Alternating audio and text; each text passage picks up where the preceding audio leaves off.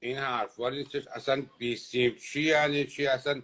داداش قبل از بیسیم اصلا ببین، بیسیم موقع تلفن ها بیسیم یه چانال داشت، چانال 1 5 1 6 10 5 6. بعد اینا رو هر روز عوض میشد. بعد یکی بود مثل همین حمالی که تو میگی، این بیسیم رو مینداخت گردنش.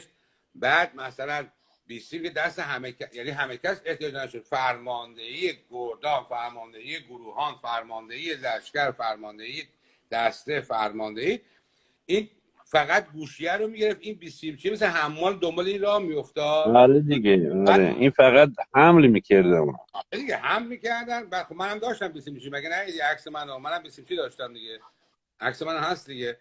من یه آره دیدم. اینجا که اساس این بیسیم چی من بود دیگه داداش. نگاه کن، این منم، اینم بیسیم چی، بیسیم به این میگن.